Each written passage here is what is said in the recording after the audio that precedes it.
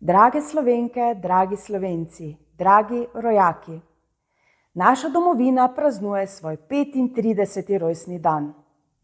Ob tem okroglem jubileju je seveda prav, da se spomnimo vseh, ki so upali sanjati, vseh, ki so imeli pogum in vero v lastno državo. Vsak od nas nosi svoj spomin na tiste dni.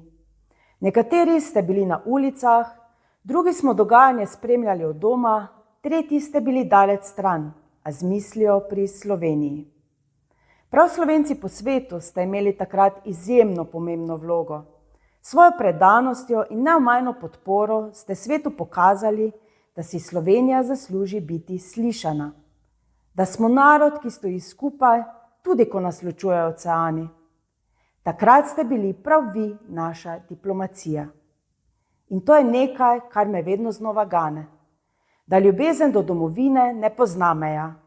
Da se Slovenci, ne glede na to, kje živimo, ob ključnih trenutkih prepoznamo kot en narod.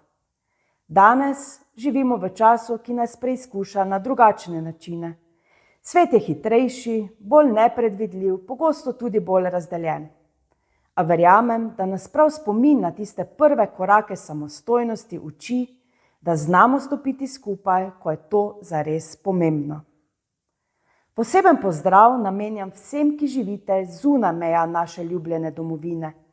Morda vas od Slovenijo ločijo kilometri, morda oceani, vendar vas z njo povezuje nekaj, česar nobena razdalja ne more prekiniti. Vaše korenine, vaši spomini, slovenski jezik in kultura ter neizmerna ljubezen do ohranjanja slovenstva. Drage Slovenke, dragi Slovenci, kjerkoli ste, pod domačim nebom ali daleč od njega, nikoli ne pozabite svojih korenin. Negujte slovensko besedo, ohranjajte naše običaje in vedno nosite Slovenijo v srcu. Naj živi naša domovina, naj živi Slovenija.